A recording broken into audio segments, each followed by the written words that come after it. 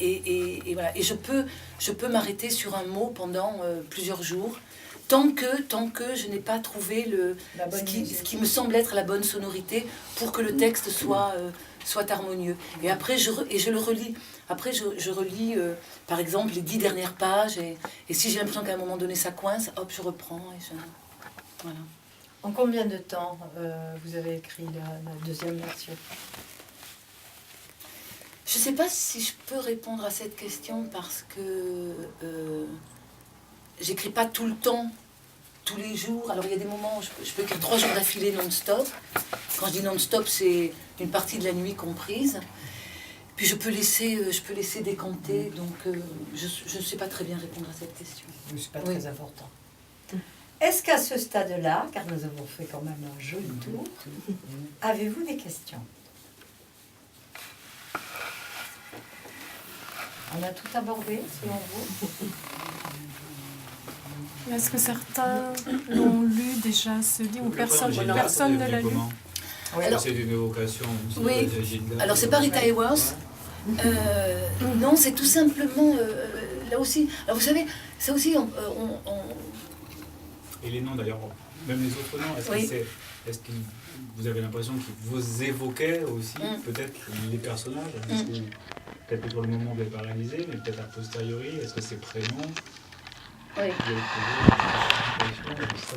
Oui, alors mademoiselle, parce que effectivement, je suis très contente de dire que Daniel ne m'ait pas posé cette question, donc comme tu ne me l'as pas posée, je vais l'évoquer. C'est-à-dire qu'on m'a souvent demandé est-ce que c'est autobiographique, parce que quand on écrit, c'est une question qu'on nous pose sans arrêt, c'est très étonnant. Hein. Alors, la réponse est non. Mais naturellement, immédiatement, j'ajoute qu'on n'écrit rien ex nihilo et que par conséquent, il y a des tas de choses. Donc ça c'est la première chose. Et Gilda, c'est parce que quand j'étais petite fille, ma grand-mère avait une amie qui s'appelait Gilda. Je trouvais ce prénom absolument fascinant. Et c'était une dame qu'on appelait Mademoiselle Gilda parce qu'elle ne s'était jamais mariée. Et c'était une dame qui avait beaucoup d'allure, qui m'impressionnait beaucoup. Et quand j'ai écrit ce premier texte, ce prénom m'est venu tout de suite. Et d'ailleurs, le roman s'est longtemps appelé Gilda. Mais je ne pouvais pas garder, parce que ça évoquait trop le film, enfin, etc. Et tous les autres noms...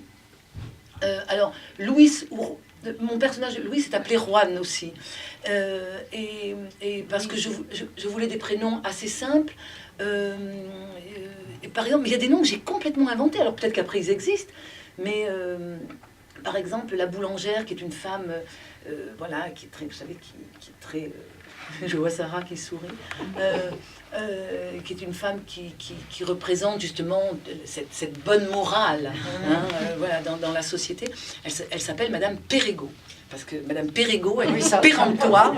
Mais ça m'est venu. Voilà, ça m'est venu comme ça, tout de suite. Voilà, le notaire s'appelle Le Poivre. Mais ça, c'est parce que j'ai connu des Le Poivre et je trouvais ce nom... Que ça faisait bien notaire. Je trouve que ça faisait bien. Non, parce que je trouve que c'est un nom un peu ridicule. Il faut être au moins notaire ou médecin pour l'assumer.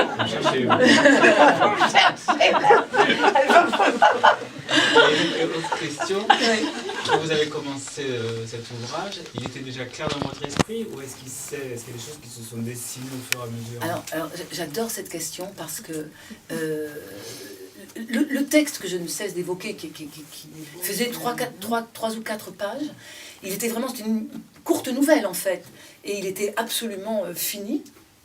Et comme je vous disais, j'ai déroulé le fil, et à un moment donné, j'ai envisagé que Gilda ait une autre destinée. C'était impossible à écrire. Je n'y arrivais pas. C'était pas fluide, j'avais des blocages, j'arrivais dans des impasses, enfin, ça n'allait pas. Et quand je me laissais porter par elle, quand je l'écoutais, parce que c'était vraiment ça, ça allait tout seul. Donc, je fais partie de ces auteurs, parce que je sais qu'on n'est pas tous pareils, mais qui sont vraiment guidés par leurs personnages. Oui. Alors, naturellement, c'est moi qui les écris, donc voilà, ça peut peut-être paraître étrange, mais ça, c'est une question que je me suis quand même souvent posée, et c'est comme ça que j'y réponds. C'est-à-dire,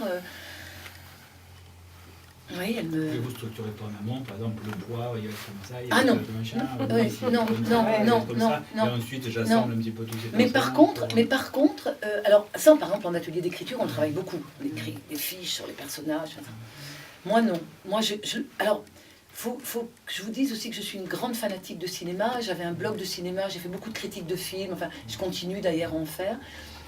Donc j'ai une vision, vraiment une écriture très visuelle.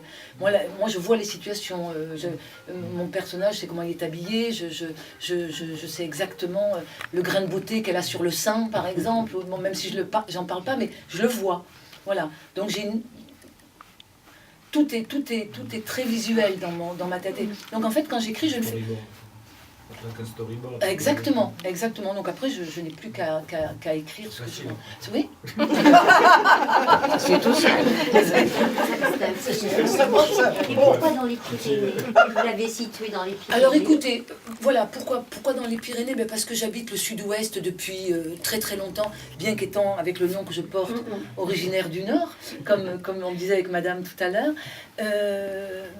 Mais de toute façon, j'ai beaucoup voyagé, j'ai vécu dans beaucoup de régions de France. Et voilà, je connais la région. Donc, et puis j'aimais bien cette idée de petit village des Pyrénées. Parce que c'est vrai, quand on va dans les Pyrénées, parfois il m'est arrivé d'aller à une époque de ma vie où je travaillais dans l'industrie pharmaceutique. Parfois, on allait au bout de la montagne. On était au bout, quoi. Enfin, c'était on se disait, ben après, il n'y a plus rien, quoi. Enfin, il y a la montagne. Et j'aimais bien cette idée, vous savez, de vase clos, de gens qui se regardent, qui s'épient. On les imagine derrière les volets, etc. Oui, tout à fait. Voilà. Le rideau bien. Voilà. Tiens, il est tenu un petit peu oui, ouvert. oui. Surtout là. Et hop, il retombe très vite. Voilà. C'est pour ça. Alors si le Tarn, par exemple, parce que j'évoque le Tarn, ben ça c'est quand j'étais petite fille. On nous a menés nous baigner dans le Tarn. Voilà. Et Ça, c'est la maison de sa mère. Voilà, c'est la maison de sa mère. Mais ça, c'est vrai que c'est un souvenir que j'ai d'enfance. Oui. Avec la lumière qui joue dans les feuilles. Y a-t-il d'autres questions? Pourquoi ne voulez pas que le choix que Gisela fasse éclater tous les verrous qu'elle a autour d'elle, enfin, Voilà. du devoir, de la bonne morale?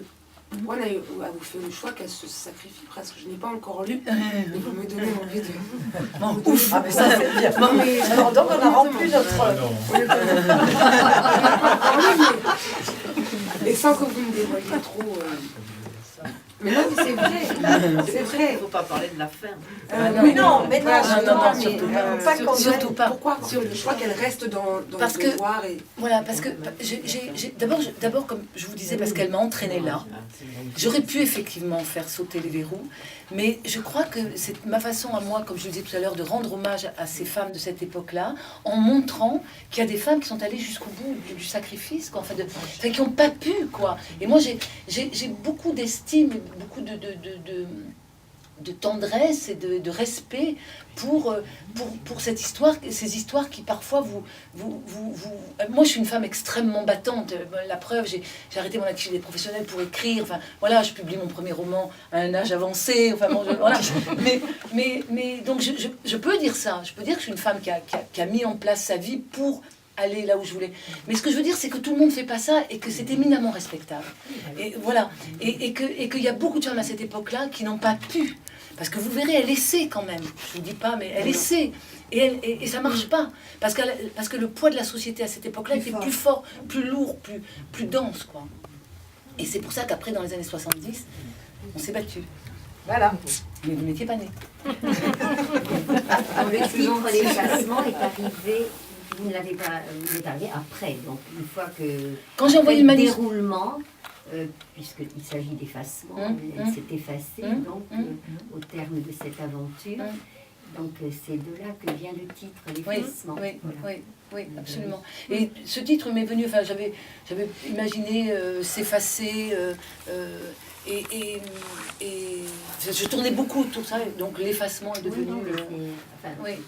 Ça correspond très bien. Oui, et j'ai mis en exergue une phrase qui, je crois, va répondre à votre question, qui est une phrase de Céline, de Voyage au bout de la nuit.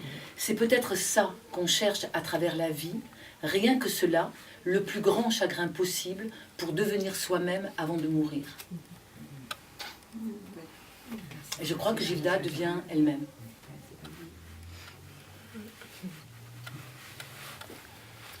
Enfin, de bonnes phrases qui... Ça a plombé l'atmosphère. Je crois.